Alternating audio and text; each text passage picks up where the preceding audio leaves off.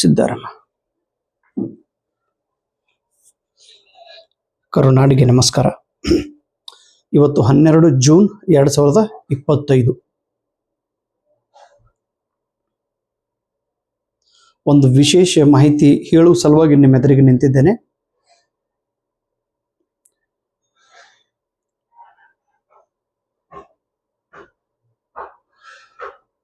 ಎಲ್ಲ ವಿದ್ಯಾರ್ಥಿಗಳಿಗಾಗಿ ಕೆಸೆಟ್ ಮತ್ತು ನೆಟ್ ಎಕ್ಸಾಮ್ ಬರೆಯುತ್ತಿರುವ ನಿಮಗೆಲ್ಲರಿಗೂ ಒಂದು ಸಂತೋಷದ ಸುದ್ದಿ.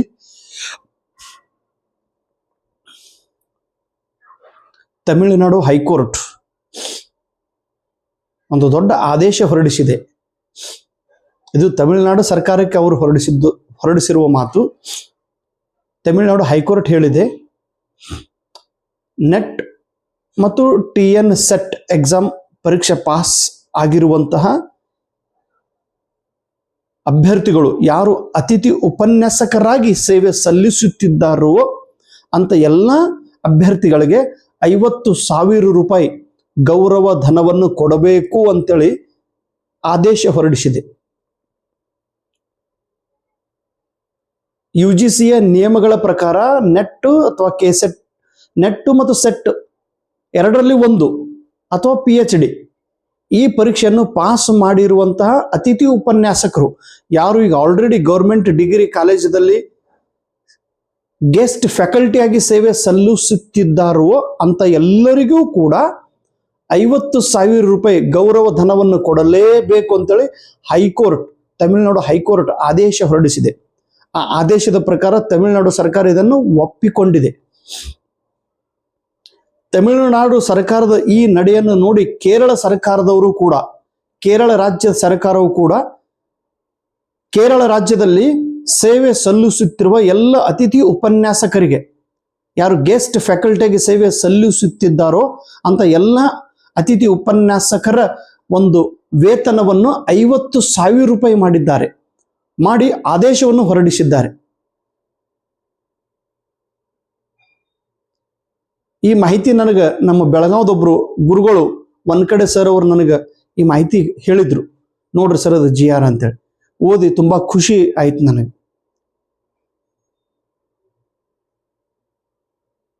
ಸೆಂಟ್ರಲ್ ಯೂನಿವರ್ಸಿಟಿ ಆಗಲಿ ಅಥವಾ ಗೌರ್ಮೆಂಟ್ ಡಿಗ್ರಿ ಕಾಲೇಜದೊಳಗ ಪರ್ಮನೆಂಟ್ ಕೆಲಸ ಮಾಡುತ್ತಿರುವಂತ ಪ್ರೊಫೆಸರ್ ಅವರ ಸ್ಯಾಲ್ರಿ ತುಂಬಾ ಹೆಚ್ಚು ಇದೆ.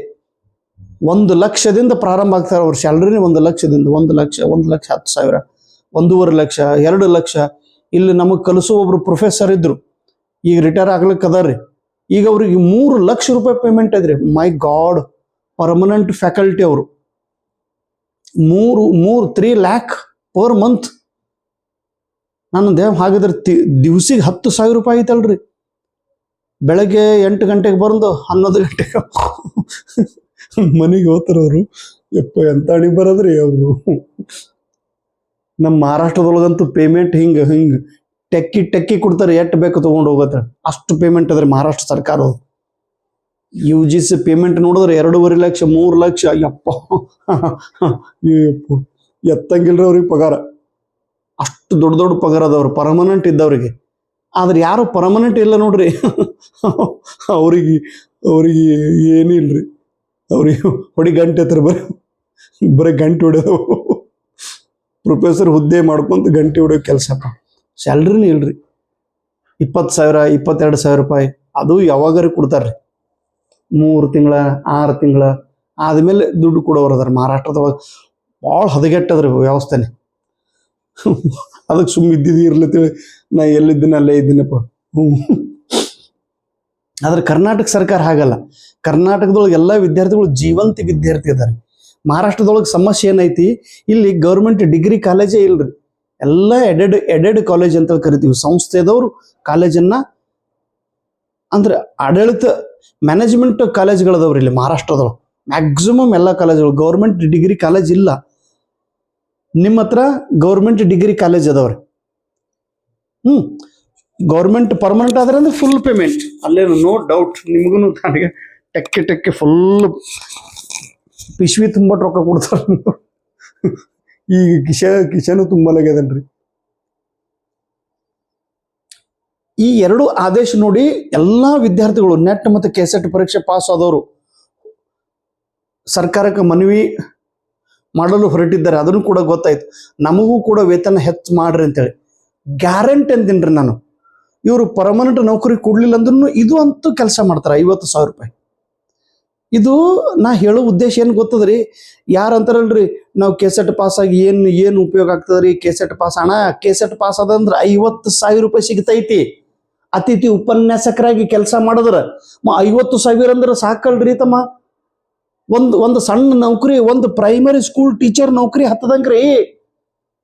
ಇವತ್ತಿಗೂ ನಾನು ಫುಲ್ ಪೇಮೆಂಟ್ ಇದರಷ್ಟು ನನ್ನ ಕೈಗೆ, ನಾನು 20 ವರ್ಷ ಐತಿ ಈಗ, ನಾಳೆ ಡಿಸೆಂಬರ್ಗೆ 20 ವರ್ಷ ನೌಕರಿ ಕಂಪ್ಲೀಟ್ ಆದ್ರೂ ಇಷ್ಟು ಅಮೌಂಟ್ ಬೈ ಹ್ಯಾಂಡ್ ಇನ್ನೂ ತಗೊಂಡೇ ಇಲ್ಲ.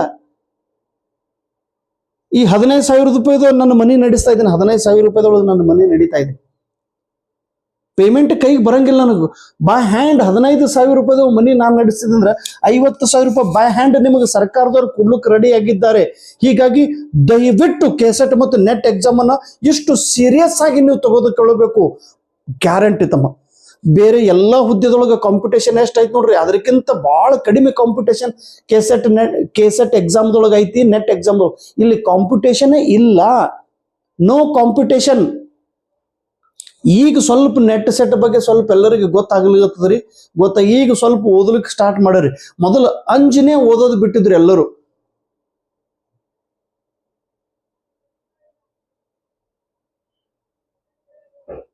ಕೆಸೆಟ್ ಪಾಸ್ ಆದ್ರೆ ನೌಕರಿ ಫಿಕ್ಸ್ಡ್, ಪರ್ಮನೆಂಟ್ ನೌಕರಿ ಸಿಕ್ತಂದ್ರೆ ದೊಡ್ಡ ನಿಮ್ಮ ಬಾಯಿ ಒಳಗ ತಿರುಪತಿ ಲಡ್ಡುನೇ ಬಿದ್ದಂಗ.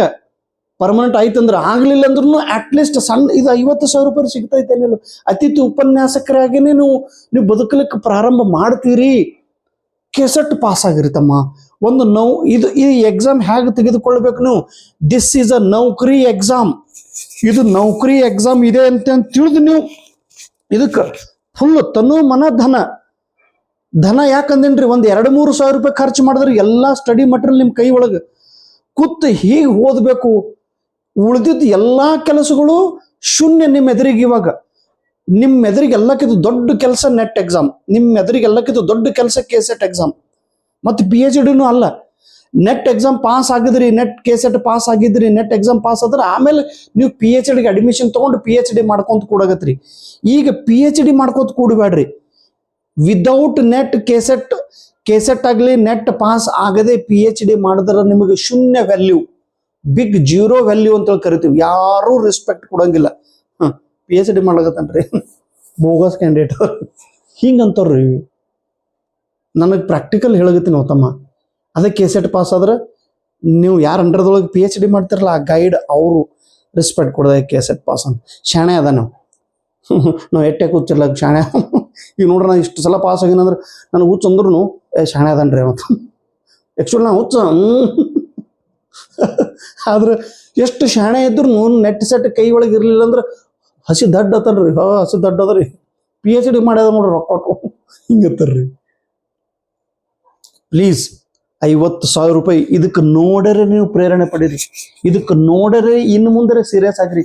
ಇದಕ್ಕೆ ನೋಡರೆ ಮನುಷ್ಯನೊಳಗೆ ಪ್ರೇರಣೆ ಬರಲಿ. ಇದಕ್ಕೆ ನೋಡರೆ ಮನುಷ್ಯನೊಳಗೆ ಉತ್ಸಾಹ ಬರಲಿ. ಇದಕ್ಕೆ ನೋಡರೆ ಮನುಷ್ಯನೊಳಗೆ ಆತ್ಮವಿಶ್ವಾಸ ಬೆಳೀಲಿ. ಇದಕ್ಕೆ ನೋಡರೆ ಆಶಾಭಾವನೆ ಹುಟ್ಟಲಿ. ಇದನ್ನು ನೋಡಿದರೆ ನಿಮ್ಮ ಕಣ್ಣು ತೆರೀಲಿ. ಇದನ್ನು ನೋಡಿದರೆ ನಿಮ್ಮ ಮನಸ್ಸು ಅರಳಲಿ. ಇದನ್ನು ನೋಡಿದರೆ ಹಿಂಗೆ ಹೊಟ್ಟಂದು ಹಿಡಿದು ಹಿಂಗೆ ಹೇಳ್ಬೇಕು. ಹಿಂಗೆ 50,000 ರೂಪಾಯಿ ಅದಂತ ಖಾಡ್ ಹಿಂಗೆ 50,000 ರೂಪಾಯಿ ಎಣಿಸಿ ಹಿಂಗೆ ದನ್ನತೆ ಟೇಬಲ್ ಮ್ಯಾಕ್ ಅಷ್ಟು ಲೈಫ್ ಸ್ಟೈಲ್ ಫುಲ್ ಆನಂದದೊಳಗೆ ಬದುಕೋದ್ರಿ. ಪರ್ಮನೆಂಟ್ ಅದು ಆಮೇಲೆ ಪರ್ಮನೆಂಟ್ ಬಿಟ್ಟು ಬಿಡ್ರಿ. ಅಟ್ಲೀಸ್ಟ್ ಇದುವರೆ ಆಯ್ತಲ್ಲೋ ಹಿಂಗೆ ತಿಳಿದು ಓದಬೇಕು ತಮ್ಮ. ಓದುವಾಗ ಹೆಂಗೆ ನಾ ಹೇಳಿನ ತನು ಮನ ಧನ ಎಲ್ಲನೇ ಅರ್ಪಣೆ ಮಾಡಿ ನಾವು ಓದಬೇಕು. ಎಲ್ಲನೇ ಅದರೊಳಗೆ ಇನ್ವಾಲ್ವ್ಮೆಂಟ್ ಮಾಡಿ ಓದಬೇಕು. ಎಲ್ಲನೇ ಅರ್ಪಿಸಿ ನಾವು ಓದಬೇಕು. ಭಕ್ತಿ ಇಲ್ಲದ ಪೂಜೆ ಫಲ ನೀಡೋದು. ಇದ್ರ ಮೇಲೆ ಭಕ್ತಿ ಇಟ್ಟು ನೀವು ಓದ್ರಿ, ನಿಮಗೆ ಕೆಸೆಟ್ ಕೈ ಒಳಗೆ ಸಿಕ್ಕಿಬಿಡ್ತೈತಿ. ಇವತ್ತಿಲ್ಲ ನಾಳೆ ಡಿಸೆಂಬರ್ದೊಳಗೆ ಕೆಸೆಟ್ ಕರಿತಾರಂತೇಳಿ ಹೀಗೆ ತಿಳ್ಕೊಂಡು ಹೋದ್ರಿ. ಡಿಸೆಂಬರ್ದೊಳಗೆ ನೆಟ್ ಎಕ್ಸಾಮ್ನೂ ಇರ್ತೈತಿ, ಡಿಸೆಂಬರ್ದೊಳಗೆ ಕೆಸೆಟ್ ಎಕ್ಸಾಮ್ನೂ ಇರ್ತೈತಿ. ಈಗಲಿಂದನೇ ಪ್ರಾರಂಭ ಮಾಡ್ಬೇಕು ನೀವೆಲ್ಲರೂ. ಅದಕ್ಕೆ ಸಂಬಂಧಪಟ್ಟಂತ ಎಲ್ಲ ಅಸ್ತ್ರಗಳು ನಿಮ್ಮ ಹತ್ರ ಇರಬೇಕು, ಸಿಲೆಬಸ್ ಇರಬೇಕು. ನನ್ನ ಕಡೆ ಇರೋದು ಒಂದು ಬುಕ್. ದಯವಿಟ್ಟು ನೀವು ಯಾವ ಲೇಖಕರದ್ದು ಬುಕ್ ಓದಿದ್ರು ಪ್ಲೀಸ್ ನನ್ನ ಬುಕ್ ನಿಮ್ಮ ಹತ್ರ ಇರಲಿ ತಮ್ಮ.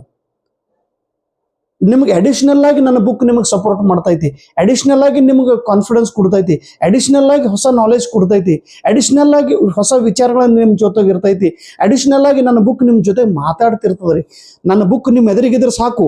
ದಾನಯ್ಯ ಸರ್ 80 ಬಾರಿ ಪರೀಕ್ಷೆ ಪಾಸ್ ಆಗ್ಯಾರಂದ್ರೆ ನನ್ನ ಕಡೆಯಿಂದ ಒಂದು ಯಾಕೆ ಆಗಂಗಿಲ್ಲ? ಹೀಗೆ ನನ್ನ ಬುಕ್ ನಿಮ್ಮ ಜೊತೆಗೆ ಮಾತಾಡ್ತದೆ ರೀ. ನಾನು ಸಾಧನೆ ಮಾಡಿ ನಿಮ್ಮ ಎದುರಿಗೆ ನಿಂತಿದ್ದೀನಿ ತಮ್ಮ. 50,000 ರೂಪಾಯಿ ಇದನ್ನು ನೋಡಿ ನೀವು ಇನ್ನು ಮುಂದೆ ಪ್ರಿಪ್ರೇಷನ್ ಮಾಡ್ರಿ. ಪ್ಲೀಸ್ ನಿರಾಶೆ ಅಂತೂ ಆಗಲಿಕ್ಕೆ ಹೋಗ್ಬೇಡ್ರಿ. ನಿರಾಶೆ ಆದ್ರೆ ಏನೂ ಇಲ್ಲ. ಬೇರೆ ಎಕ್ಸಾಮ್ ಬಿಡ್ರಿ, ಇದು ನೌಕರಿ ಎಕ್ಸಾಮ್ ಅಂತ ತಿಳಿದು ಇದನ್ನು ನೀವು ಸೀರಿಯಸ್ ಆಗಿ ಪ್ಲೀಸ್ ತಮ್ಮ. ಬದುಕು ಉತ್ಸಾಹದಿಂದ ಕೂಡಿರ್ಬೇಕು, ನಿರಾಶೆಯಿಂದ ಕೂಡಿರಬಾರ್ದು.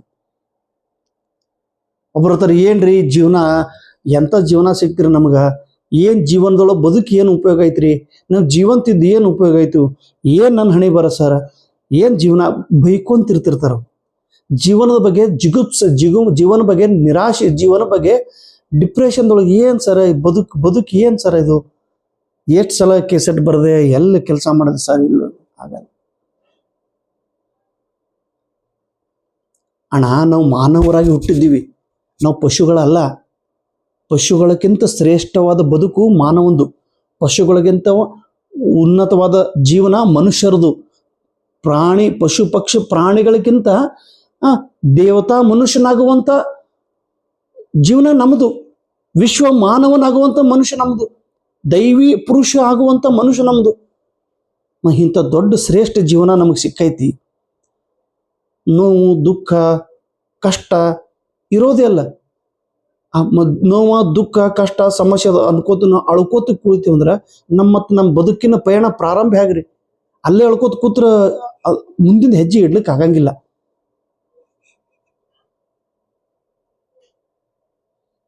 ಆದರೆ ಕಷ್ಟ ನಷ್ಟಗಳನ್ನ ಅನುಭವಿಸ್ಕೊಂತ ನಾವು ಪ್ರಗತಿ ಹೊಂದ್ಕೊಂತ ಹೋಗೋದು. ಸ್ಲೋ ಆಗಿ ಹೋಗ್ರಿ, ಬಟ್ ಮುಂದೆ ಹೋಗ್ಕೊಂತವ್ರು. ಹಿಂದಿನ ದಿವಸಗಳನ್ನು ಬದಲಾವಣೆ, ಪ್ರತಿ ದಿವಸ ನಾವು ಬದಲಾವಣೆ ಹಾಕೊಂತ ಹೋಗ್ಲೇಬೇಕಪ್ಪಿ ತಂಗಿ. ಒಬ್ಬರಂತಾರೆ, ದೇವ್ರೆ ನನಗೆ ಕಷ್ಟ ಕೊಡಬೇಡಪ್ಪ, ಎಷ್ಟು ಕಷ್ಟ ಕೊಡ್ಲೋಗ್ತಿದ್ದಿ ನನ್ನ ಹೆಂಡತಿಗೆ, ಮಕ್ಕಳಿಗೆ ಕಷ್ಟನ ಕೊಡಬೇಡ ದೇವ್ರೆ, ನನಗೆ ಎಲ್ಲ ಸಿರಿ ಸಂಪತ್ತು ಕೊಟ್ಟು ನನ್ನ ಜೀವನ ಬದುಕಿಸು, ನನ್ನ ಜೀವನ ಕಾಪಾಡು ಅಂತೇಳಿ ಹಿಂಗೆ ಬೇಡ್ಕೊಳ್ಳೋರದ.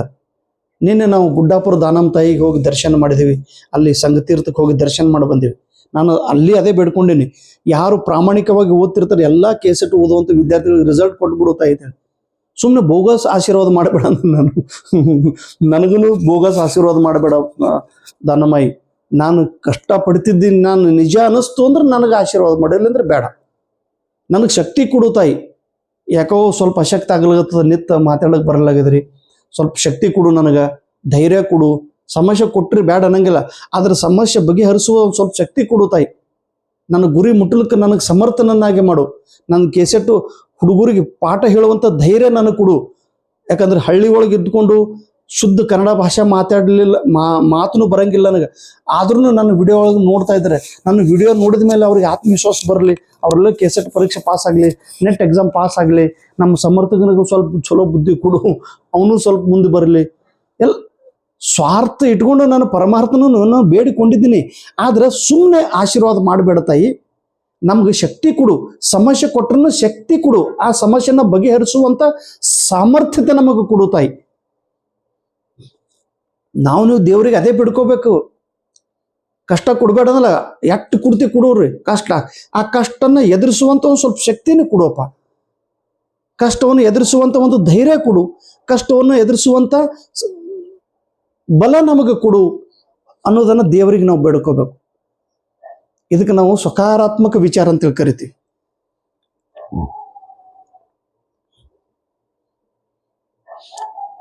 ನೋಡ್ರಿ, ಇಷ್ಟರ ಈಗ ಕರೆದಾರ್ರಿ 50,000 ರೂಪಾಯಿ ಸರ್ಕಾರದವರು ಜಾಹೀರು ಮಾಡ್ಯಾರ, ಕೇರಳ ಸರ್ಕಾರದವರು. ಇನ್ನು ಕರ್ನಾಟಕ ಸರ್ಕಾರನೂ ಮಾಡೇ ಮಾಡ್ತಾರ್ರಿ. ಯಾಕಂದ್ರೆ ಕರ್ನಾಟಕ ಸರ್ಕಾರ ಹೇಗಾದ್ರೆ, ಕರ್ನಾಟಕ ಸರ್ಕಾರ ಅಂದ್ರೆ ಇದು ಎಚ್ಚರ ಇರುವಂಥ ಸರ್ಕಾರ. ಇಲ್ಲಿ ವಿದ್ಯಾರ್ಥಿಗಳು ಏನು ಹೇಳ್ತಿರೋದು ಅದು ಕೇಳ್ತಿರ್ತಾರೆ. ನಮ್ಮ ಮಹಾರಾಷ್ಟ್ರದೊಳಗೆ ಅಂತ ಇಲ್ರಿ. ನಮ್ಮ ಮಹಾರಾಷ್ಟ್ರದೊಳಗೆ ಕುಂಭಕರ್ಣ ಇದ್ದಂಗೆ ಯಾವುದೇ ಸರ್ಕಾರ ಬಂದ್ರು ಇಲ್ಲಿ ಮಂದಿನೂ ಕುಂಭಕರ್ಣ ರೀ. ಹೋರಾಟ ನಿಮ್ಮಂಗ ಮಾಡಂಗಿಲ್ಲ. ಅಲ್ಲಿ ಪ್ರತಿ ಸಲ ಹೋರಾಟ ಮಾಡ್ತಿರ್ತಾರೆ. ಸರ್ ಏನ್ರಿ ನೀವು ಮಹಾರಾಷ್ಟ್ರ ಬೈಲಿಗತ್ತಿರಲ್ರಿ? ಮಹಾರಾಷ್ಟ್ರ ಬೈಲಿಗತ್ತಿಲ್ಲ, ಇಲ್ಲಿದು ವಾತಾವರಣ, tendency, attitude of the people. So please ಇದಕ್ಕಾಗಿರಿ ಇನ್ನು ಮುಂದೆ ನೀವು ಕೆಸೆಟ್ಗೆ ಹೋದ್ರಿ ಪ್ಲೀಸ್ ನಾನು ಬರೆದಿರೋ ಬುಕ್ಕು ನಾನು ಎಲ್ಲ ರಾಜ್ಯದಲ್ಲಿ ಹೋಗಿ ಎಕ್ಸಾಮ್ ಬರೆದು ಬಂದಾಗ ನನಗೆ ಸಿಕ್ಕಂಥ ಗ್ರಂಥಗಳು ನನಗೆ ಸಿಕ್ಕಂಥ ಸೋರ್ಸ್ ಅದನ್ನು ಯೂಸ್ ಮಾಡಿರಿ. ನೋಟ್ಸ್ ಸ್ವತಃ ನೋಟ್ಬುಕ್ದೊಳಗೆ ನೋಟ್ಸ್ ಬರೀರಿ, ವಿಡಿಯೋ ನೋಡ್ರಿ. ಬೇರೆಯವ್ರಿಗೆ ನೀವು ತೆಗೆದಿದ್ದ ನೋಟ್ಸ್ ಬೇರೆಯವ್ರಿಗೆ ಯಾರಿಗೂ ಕೊಡ್ಲಿಕ್ಕೆ ಹೋಗ್ಬೇಡ್ರಿ ಪ್ಲೀಸ್. ಎಂಥವ್ರು ಇದ್ರು ಪ್ಲೀಸ್ ಯಾರಿಗೂ ಸ್ವಲ್ಪ ಸ್ವಾರ್ಥಿ ಆಗ್ರಿ. ಗುರಿ ಇಡ್ರಿ, ಗುರಿ ಕಡೆಗೆ ನಿಮ್ಮ ಹೆಜ್ಜೆ ಇರಲಿ. ನಿಮ್ಮ ಸಮಯ ಬೇರೆಯವ್ರಿಗೆ ಯಾರಿಗೂ ಕೊಡಬೇಡ್ರಿ ಪ್ಲೀಸ್. ಅಲ್ಲಿಗತ್ತೀನಪ್ಪ ನಾ ಬೇಕಾದ್ರೆ ನಿಮ್ಗೆ ಯಾರ ಗೆಳೆಯ ನಿಮ್ಗೆ ಹೆಚ್ಚು ಕಾಣಕ್ತಿದಂದ್ರೆ ಅವನಿಗೆ 10 ರೂಪಾಯಿ ಬದಲಾಗಿ 50 ರೂಪಾಯಿ ಕೊಡ್ರಿ, ಆದ್ರೆ ಅವರಿಗೆ ಟೈಮ್ ಕೊಡಬೇಡ್ರಿ ಪ್ಲೀಸ್. ನಿಮ್ಮ ಟೈಮ್ ಎಷ್ಟು ವ್ಯಾಲ್ಯೂಯಬಲ್ ಅದಲ್ರಿ. ಓದಲಿಲ್ಲ ಅಂದ್ರೆ ಸುಮ್ಮನೆ ಕೂಡ್ರಿ, ಸುಮ್ಮನೆ ಕೂತ್ರೂ ಶಕ್ತಿ ಬೆಳೀತದ್ರಿ. ಸುಮ್ಮನೆ ಕೂಡೋದು, ಮಾತಾಡ್ಲಾರ ಸುಮ್ಮನೆ ಕೂಡೋದು. ಮಾತಾಡ್ಲಾರ ಸುಮ್ಮನೆ ಕೂತ್ರ ಮಾತಾಡಿ ನಾವೇನು ಎನರ್ಜಿ ಹೊರಗೆ ಹಾಕ್ತೇವಲ್ಲ ಅದು ಎನರ್ಜಿ ನಮ್ಮ ಶರೀರದೊಳಗೆ ಉಳಿದು ಬಿಡ್ತೈತಿ. ಅಥವಾ ಕಣ್ಣಿಲ್ ನೋಡಿ ಎನರ್ಜಿ ಹೊರಗೆ ಹಾಕೋದಕ್ಕಿಂತ ಕಣ್ಣು ಮುಚ್ಚೋದು, ಹುಚ್ಚುಚ್ಚು ಕಿವಿಲಿ ಕೇಳಿ ಕಿವಿ ಕರ್ಕಶ ಮಾಡಿ ಕಿವಿದೊಳಗಿಂದ ಶಕ್ತಿ ಕಡಿಮೆ ಮಾಡ್ಕೊಳ್ಳೋದಕ್ಕಿಂತ ಶಾಂತ ಸ್ಥಳದೊಳಗೆ ಕೂಡೋದು. ಸರ್ ನಮ್ಗೆ ಹುಚ್ಚ ಅನ್ನಲಕ್ಕೆ ಅಥವಾ ಅದು ಒಂದು ಜರ ಸರಿಕೆಟ್ಟದ ಅನ್ನಲಕ್ಕೆ ಸಮಾಜ ಏನೇ ಅಂದ್ರೂ ಅದ್ರ ಮನೆಯೊಳಗೆ ಒಂದು ಸ್ವಲ್ಪ ಹೇಳ್ರಿ, ನಾನು ಕೆಸೆಟ್ ಪಾಸ್ ಆದ್ರೆ ಒಂದು 50,000 ರೂಪಾಯಿ ನನಗೆ ಬರ್ತದೆ ಅಂತೇಳಿ. ಇಲ್ಲ ಸರ್ ನಮ್ಮ ಮ್ಯಾರೇಜ್ ಆಗ್ಯದಲ್ರಿ, ಮಕ್ಳು ಅದಾರ, ಎಲ್ಲ ಬಿಟ್ಟು ನನಗೆ ಗುಡ್ದಾಗ ಹೋಗ್ಕೂತು ಓದ್ಕೋತಾರೆ, ನನ್ನ ಗಂಡನ ಪರಿಸ್ಥಿತಿ ಹೆಂಗೆ ಅವ್ರಿಗೇನ್ರಿ ನೀವೊಂದು ಜರ ಶಾಂತ ಕೂಡ್ರಿ ಅನ್ನೋದವ್ರು. ಇದ್ದೆಟ್ರದೊಳಗೆ ಟೈಮ್ ತೆಗೀರಿ, ಇದ್ದೆಟ್ರದೊಳಗೆ ಸ್ವಲ್ಪ ಅವಕಾಶ, ಸ್ವಲ್ಪ ನೀವು ಏನು ಮಾಡ್ತೀರಿ ನಿಮಗೆ ಬಿಟ್ಟಿದ್ದು. ನೀವು ಅದರೊಳಗೆ ಸ್ವಲ್ಪ ಟೈಮ್ ತೆಗೆದು ಫೋಕಸ್ ಮಾಡಿ ಡಿಸೆಂಬರ್ದ ಟಾರ್ಗೆಟ್ ಇಟ್ಕೊಂಡು ಡಿಸೆಂಬರ್ದೊಳಗೆ 2 ಜೆಂಡಾ ಹಚ್ಚೋದು, ಒಂದು ಕೆಸೆಟ್ ಒಂದು ನೆಟ್ ಎಕ್ಸಾಮ್. ಈಗ ಇಲ್ಲಿ ಹಿಡ್ದೆ ನೀವು ಓದ್ರಿ 6 ತಿಂಗಳು ಫುಲ್ ಟೈಮ್ ಸಿಗ್ತೈತಿ. 6 ತಿಂಗಳದೊಳಗೆ ಯಾಕೆ ಆಗಂಗಿಲ್ರಿ? ಮಾಡಿದ್ರೆ ಆಗ್ತದ, ಆದ್ರೆ ಪ್ಲಾನಿಂಗ್ ಇದ್ದು ಮಾಡ್ಕೋಬೇಕು. ಸೊ ಪ್ಲೀಸ್ ನಾಳೆ ಒಮ್ಮೆಲೆ ಡಿಸಿಷನ್ ತಗೊಂಡ್ರು ಜುಲೈ ಒಳಗೆ ಕರ್ನಾಟಕ ಸರ್ಕಾರ ನೆಟ್ ಕೆಸೆಟ್ ಪಾಸ್ ಆದವ್ರಿಗೆ 50,000 ರೂಪಾಯಿ ನಾವು ಕೊಡ್ತೀವಿ ಅಂತೇಳಿ. ಅವಾಗ ಈಗೇನು ಡ್ಯೂಟಿ ಮಾಡ್ಲಿಕ್ಕತ್ತಾರ ನೋಡ್ರಿ ಅತಿಥಿ ಉಪನ್ಯಾಸಕರು, ಯಾರು ಎಲಿಜಿಬಲ್ ಇಲ್ಲ ನೆಟ್ ಕೆಸೆಟ್ ಅವ್ರಿಗೆಲ್ಲರಿಗೆ ಮನೆಗೆ ಹೋಗಂತೇಳಿ ಕರ್ನಾಟಕ ಸರ್ಕಾರ ಆದೇಶ ಹೊರಡಿಸ್ಯಾದ್ರಿ. ಪಾಪ ಅವ್ರು ಎಲ್ಲಿ ಹೋಗ್ಬೇಕೀಗ ನೋಡ್ರಿ, ಎಲ್ಲ ಸಮಸ್ಯೆ ಐತಿ. ಈ ರೀತಿ ನನಗೆ ಇದು ಸುದ್ದಿ ತಿಳಿದ ತಕ್ಷಣ ಸ್ವಲ್ಪ ಖುಷಿನೂ ಅನ್ನಿಸ್ತು. ಓಕೆ, ನಿಮ್ಮೆಲ್ಲರ ಬದುಕು ಬಂಗಾರವಾಗಲಿ, ನಿಮ್ಮೆಲ್ಲರ ಬದುಕು ಹೂವಿನ ಸುವಾಸನೆ ಆಗಿ ಹಬ್ಬಲಿ ಅಂತೇಳಿ ಹೇಳುತ್ತಾ, ನಿಮ್ಮ ಜೀವನ ಒಂದು ಬನಿಯಾನ್ ಟ್ರೀ ಹಾಗೆ ಬೆಳೆದು ಎಲ್ಲರಿಗೆ ಆಶ್ರಯ ಕೊಡಲಿ. ನಾನು ನೀವು ದಾನಮ್ ತಾಯಿ ಬಿಡ್ಕೊಂತ ಬರುವಾಗನೇ ಸಾಲೂಟಿಗೆ ಮೇಲೆ ಬಂದಿನ್ರಿ. ಇಲ್ಲೇ ಸಾಲೂಟಿಗೆ ಆ ಊರ್ದೆಲ್ಲ ಚಿತ್ರಣ, ನಾ ಆ ಊರ ಬಗ್ಗೆ ಮಾಹಿತಿ ತಗೊಂತಿದ್ದೆ. ಮಾಹಿತಿ ತೆಗೆದುಕೊಳ್ಳುವಾಗ ಇನ್ನು ಈ ಊರದು ಸ್ವಲ್ಪ ಸಾಲೂಟಿಗೆ ಊರಿಂದು ಕೆಸೆಟದ ಬಗ್ಗೆ ಮಾಹಿತಿ ಕೇಳ್ಕೊಂತ ಬರೋದ್ರೊಳಗೆ ನಾನು ಹೋಗಿ ಹಿಂಗೆ ಒಬ್ರಿಗೆ ಸರ್ ಕೇಳಗತ್ತೀನಿ, ಸರ್ ನಮಗಿಲ್ಲಿ ರಾಷ್ಟ್ರಕೂಟರು ಸ್ಥಾಪನೆ ಮಾಡಿದ ವಿಶ್ವವಿದ್ಯಾಲಯ ಇತ್ತಂತ, ಸಂಸ್ಕೃತ ಪಾಠಶಾಲೆ, ಅದು ಎಲ್ಲ ಇದ್ರಿ ಸರ್? ಹಿಂಗಂದು ಹೋಗಿ ಅವ್ರಿಗೆ ಕೇಳ್ದ, ನೀವು ಅಲ್ಲಗತ್ತರ ಅವರು, ನೀವು ಹಿಂಗೆ ಏನ್ರಿ ಸರ್ ನೀವು ವಿಡಿಯೋದೊಳಗೆ ನೀವು ಹೇಳ್ತೀರಲ್ರಿ? ನಾನೇ ಸರ್ ಅಲ್ಲ ನೀವು? ಹೌದು ರೀ. ಸರ್ ಡೈಲಿ ನಾನು ನಿಮ್ಮ ಕ್ಲಾಸ್ ಕೇಳ್ತೀನಿ ಸರ್ ಅಂತಂದು. ಮೈ ಗಾಡ್, ಯಾರು ರೀ ಸರ್? ಇಲ್ರಿ ನಾವು ಇಲ್ಲೇ ಶಿವಯೋಗೇಶ್ವರ ಮಂದಿರದೊಳಗೆ ಪೂಜಾರಿಯಾಗಿ ಅರ್ಚಕರಾಗಿ ನಾವು ಕೆಲಸ ಮಾಡ್ತೀನಿ ರೀ. ಏನು ಕಲ್ತೀರಿ ತಮ್ಮ? ನಾನು M.Com ಮಾಡೀನಿ ಸರ್, ನಾನು ಕೆಸೆಟ್ ಓದ್ತಾ ಇದ್ದೀನಿ, ನಿಮ್ಮ ವಿಡಿಯೋ ನೋಡ್ತೀನಿ. ನೋಡ್ರಿ, ಹೋಗಿದ ತಕ್ಷಣ ಆ ವಿದ್ಯಾರ್ಥಿ ಭೇಟಿ ಆದರು, ಭಾಳ ಖುಷಿ ಆಯಿತು. ವಿಡಿಯೋ ನೋಡ್ತೀನಿ ಅಂತ ಹೇಳಿದ್ರು. ಅವರೇ ಹೇಳಿದ್ರು, ಸರ್ 9ನೇ ಶತಮಾನ 10ನೇ ಶತಮಾನ 11ನೇ ಶತಮಾನದೊಳಗೆ ಇಲ್ಲಿ ಸಂಸ್ಕೃತ ಪಾಠಶಾಲೆ ಇತ್ತು, ಹೊರದೇಶದ ಜನ ಬಂದು ಇಲ್ಲಿ ಓದ್ತಿದ್ರು. ಕರ್ನಾಟಕದ ಎಂಥ ವೈಭವ ಇತ್ತು ಸರ್. ರಾಷ್ಟ್ರಕೂಟರು ಸ್ಥಾಪನೆ ಮಾಡಿದಂಥ ಕೃಷ್ಣ 3ನೇ ರಾಜರು ಅವರೊಬ್ಬರು ಮಂತ್ರಿ ಇದನ್ನು ಸ್ಥಾಪನೆ ಮಾಡಿದರು. ಇಲ್ಲಿ ಅಗ್ರಹಾರ ಇತ್ತು ಸರ್, ಇದು ಘಟಿಕ ಇತ್ತು ಸರ್, ಇಲ್ಲಿ ಶಿಕ್ಷಣ ಕಲಿತಿದ್ರು, ಸಂಸ್ಕೃತ ಪಾಠಶಾಲೆ ಕಲಿತಿದ್ರು. ಇದು ಬಾವಿ ಐತಿ ನೋಡ್ರಿ, ಕುಲಕರ್ಣಿ ಅವ್ರ ಬಾವಿ. ಇಲ್ಲೇ ಎಲ್ಲ ವಿದ್ಯಾರ್ಥಿಗಳು, ವಸತಿಗೃಹ, ವಿದ್ಯಾರ್ಥಿಗಳು ಇರ್ತಿದ್ರು, ಶಿಕ್ಷಕರು ಇರ್ತಿದ್ರು, ಪ್ರೊಫೆಸರ್ ಇಲ್ಲೇ ಸ್ನಾನ ಮಾಡ್ತಿದ್ರು. ಎಲ್ಲ ತೋರಿಸಿದ ನಂತರ ಒಂಥರ ಮೈ ಜುಮ್ ಅಂದ್ಬಿಡ್ತು. ಅಂಥ ಪರಿಸರ ಇದೆ ಅದು. ಆಮೇಲೆ ಹೊಲದೊಳಗೆ ಅವರು ಸ್ವಲ್ಪ ಎಲ್ಲ ಮಾಹಿತಿ ಹೇಳಿದ್ರು. ಈಗ ಕರ್ನಾಟಕ ಸರ್ಕಾರ ಆ್ಯಕ್ಚುಲಿ ಆ ಭಾಗಕ್ಕೆ ಪುನರುಜ್ಜೀವನ ಮಾಡಬೇಕು. ಅಲ್ಲಿ ಆ ಸಂಸ್ಕೃತ ಪಾಠಶಾಲೆ ಹೆಸರು ಮೇಲೆ ಅಲ್ಲೊಂದು ವಿಶ್ವವಿದ್ಯಾಲಯ ಪ್ರಾರಂಭ ಮಾಡಬೇಕು, ಸಂಸ್ಕೃತ ಶಾಲೆ ಅದನ್ನು ಪ್ರಾರಂಭ ಮಾಡಬೇಕು. ಸರ್ಕಾರದವರು ಇತಿಹಾಸಕ್ಕೆ ಎಷ್ಟು ಗೌರವ ಕೊಟ್ಟು ಅದನ್ನು ಸಂರಕ್ಷಣೆ ಮಾಡ್ತಾರೆ ಅಷ್ಟು ಭಾಳ ದೊಡ್ಡದಾಗ್ತದೆ ರೀ. ನಾವು ಬರೀ ನಳಂದ ವಿಶ್ವವಿದ್ಯಾಲಯ, ತಕ್ಷಶಿಲಾ ವಿಶ್ವವಿದ್ಯಾಲಯ ಅಂತೇಳಿ ನಾವು ಎಲ್ಲ ಕಡೆ ಫೇಮಸ್ ಆಗೈತಿ ರೀ. ಮತ್ತು ನಮ್ಮ ಕರ್ನಾಟಕದ ಈ ಸಾಲುಟಿಗಿ ವಿಶ್ವವಿದ್ಯಾಲಯ ಅಂತೇಳಿ ನೀವು ಅದಕ್ಕೊಂದು ಮರುಜೀವನ ಕೊಡ್ರಿ. ನಾಗಾವಿದೊಳಗೂ ಐತಂತ್ರಿ, ಅಲ್ಲಿ ನಾಗಾವಿ. ಇದು ಸರ್ಕಾರ ಮಾಡಲೇಬೇಕು. ಎಷ್ಟೋ ಜನ ಬಂದು ಮಾಹಿತಿ ತೆಗೆದುಕೊಂಡು ಹೋಗ್ತಿದ್ದಾರಂತೆ, ಅದನ್ನು ಪುನರುಜ್ಜೀವನ ಮಾಡಲಿ ಅನ್ನುವ ಒಂದು ಆಶಾಭಾವನೆಯೊಂದಿಗೆ ಬರುವ ಕೆಸೆಟ್ ಮತ್ತು ನೆಟ್ ಎಕ್ಸಾಮನ್ನು ದಯವಿಟ್ಟು ಪಾಸ್ ಆಗಿರಿ. ಪಾಸ್ ಆಗಿದ್ದ ದಿವಸನೇ ನಿಮ್ಮ ಹಣೆ ಬರ ಬದಲಾವಣೆ ಆಗ್ತೈತಿ. ಪ್ಲೀಸ್ ನಿಮ್ಮ ಹಣೆ ಬರವನ್ನು ನೀವೇ ಬರೆದುಕೊಳ್ಳಬೇಕು. ಓಕೆ, ಥ್ಯಾಂಕ್ ಯು, ನಮಸ್ಕಾರ.